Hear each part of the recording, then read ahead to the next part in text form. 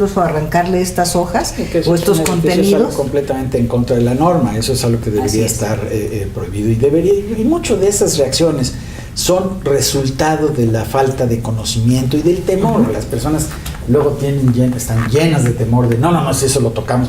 ¿Qué es lo que debe pasar en la Cámara de Senadores? O yo no sé qué sucede, por supuesto que no estamos en ese contacto, pero algo por el estilo debe pasar. ¿Por qué no se sigue? ¿Por qué no se completa la acción y se manda a la congeladora legislativa donde tenemos, pues yo creo que los sueños guardados de un país mejor en este y en muchos otros temas?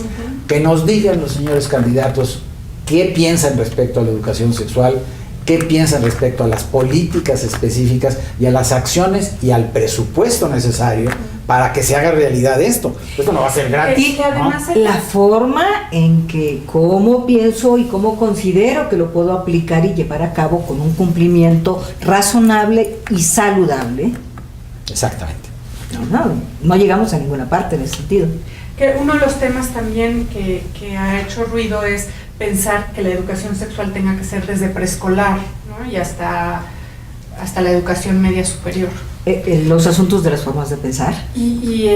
Bueno, también saber qué pasa con esto de la educación a nivel preescolar cuando se habla de sexualidad, ¿no? Que no es la sexualidad como la entendemos los adultos y que es necesaria también para... No es una educación coital, es una educación de la sexualidad en sentido amplio, ¿no? Y yo creo que sí, como parte de las acciones alrededor de la implementación de las políticas en educación sexual integral, pues está el informar a la población, el informar a los legisladores, el informar a los profesores, pues de las bondades probadas, claro, de lo que sabemos, de lo que se ha investigado en la Universidad Nacional Autónoma de México, en muchas instituciones de orden privado, como es el Instituto Mexicano de Sexología, que ha mostrado ahí y bueno, cosas que también hemos realizado en la asociación, donde ya no estamos soñando, está la implementación de programas, produce muy buenos resultados en la integración de conductas de cuidado y de respeto,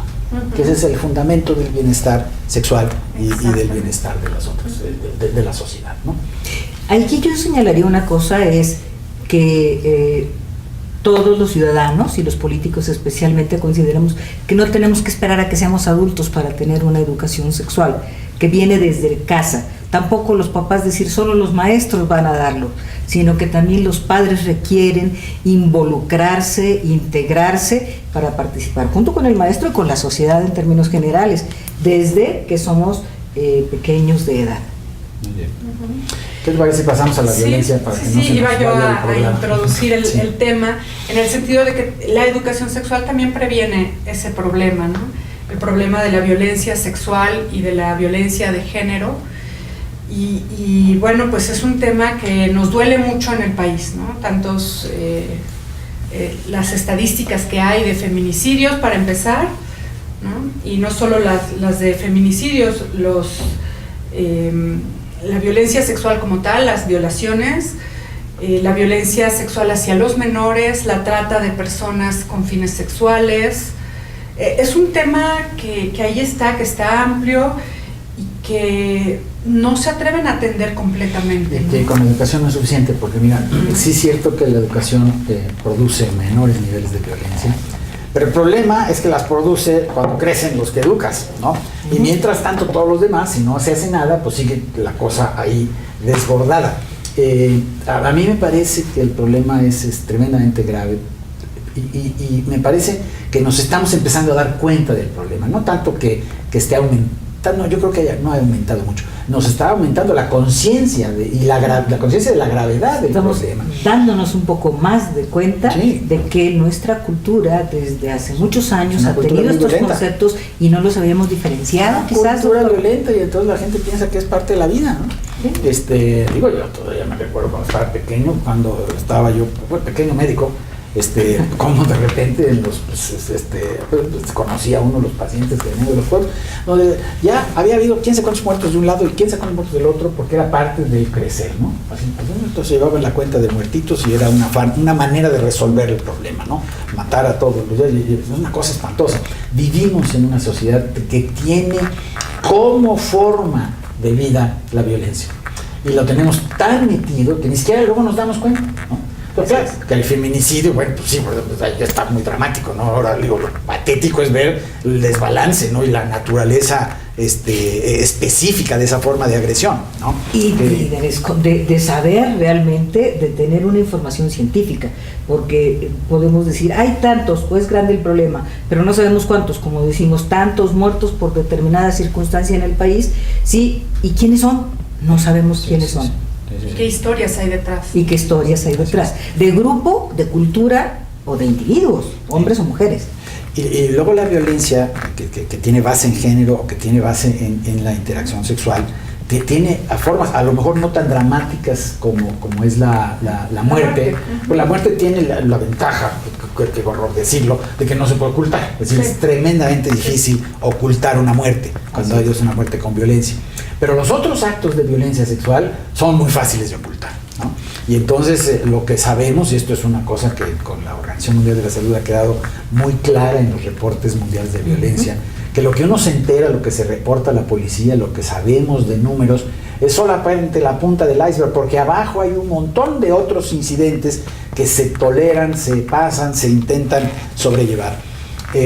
Las cifras de violencia, por ejemplo, en la pareja, en esta encuesta nacional de la juventud, en donde la tremenda, pues no mayoría, pero casi mayoría de parejas reportan algún tipo de violencia psicológica. Uno de cada tres, más o menos, por allá andan. Y estaríamos hablando aquí violencia violencia no necesariamente tiene que ser un golpe o un ojo morado, sino violencia es un maltrato, un insulto, un grito, una amenaza, un mal modo, una amenaza de abandono, porque tampoco que no las alcanzamos a distinguir todavía y a reconocer. Eso es parte de o la otra cosa que es absolutamente no puede uno creerlo, son la frecuencia con la cual ocurre el abuso sexual infantil.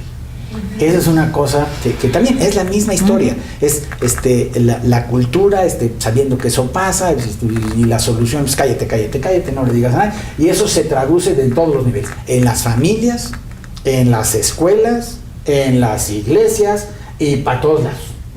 Y lo que hay que hacer es un cambio cultural en una todos política. los niveles, porque no respeta clase social, raza, nada.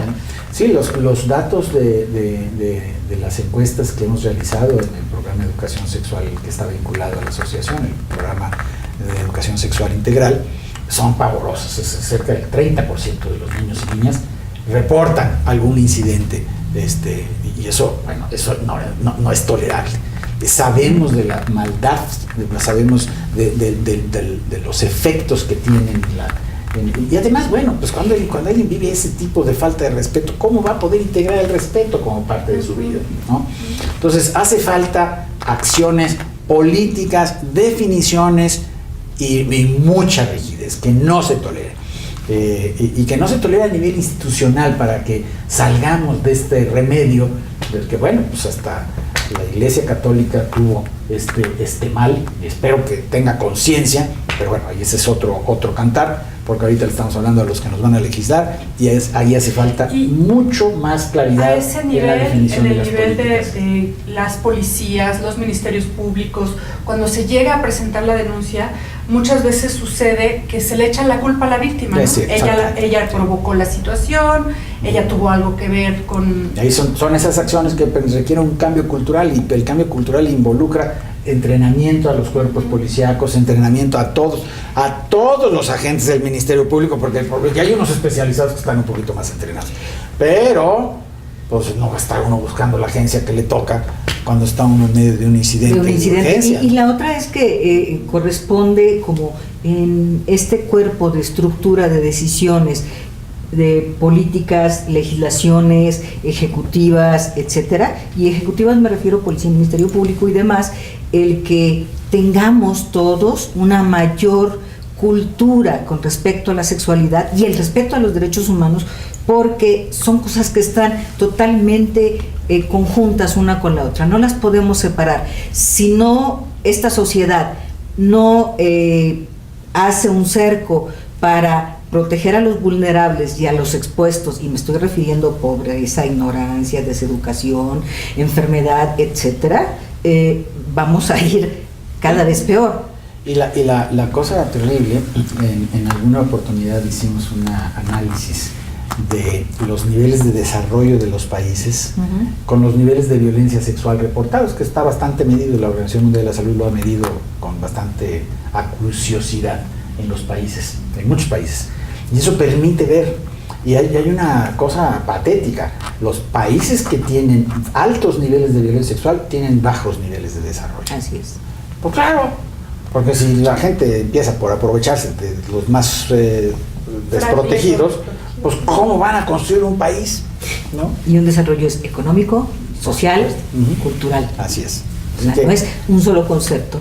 Hay que pedirles a los candidatos que nos digan qué van a hacer con este problema gigante, aparte de la violencia general, aparte de la violencia por la criminalidad. Tenemos una violencia metida en la cultura que alimenta la otra violencia, que justifica la otra violencia, y hay que actuar sobre ello. Así es. Y bueno, me gustaría que pudiéramos avanzar un poquito en los temas. El siguiente tema es el de atención a la salud sexual, una atención integral que incluya la prevención y el abordaje de las problemáticas de los temas sexuales en general, ¿no? Las disfunciones sexuales, los problemas de transgénero, de transexualidad, las problemáticas, digamos, el procedimiento para el cambio de sexo, la atención a las infecciones de transmisión sexual también. La prevención también. La prevención, incluyendo la más terrible de todas, que es el VIH, que bueno, ya no mata, ya no es una cosa que sea sentencia de muerte, pero que de todas maneras es tremendamente complicado. Lo es cuando no se atiende, ¿no? Bueno, sí, claro, si no se hace caso al diagnóstico, por supuesto que mata, ¿no? Las posibilidades de vida existen y la epidemia pues no se ha detenido, ¿no?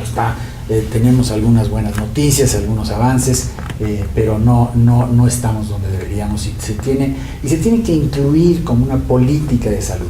A mí me da mucho desesperación, yo creo que esa es la palabra, el ver cómo la integración de la sexualidad al campo de la salud ha costado tanto trabajo. Está afuera. El SIDA, el VIH-SIDA entró pues porque estaba muriendo mucha gente y que no había otra posibilidad, pero el asunto concreto es que ha costado muchísimo trabajo. Me parece que han tenido más éxito los laboratorios comerciales, los laboratorios farmacéuticos con sus productos, bueno, por obvios intereses comerciales, y eso se traduce en un nivel de penetración, pero eso no se ha traducido en una política de salud, en donde la sexualidad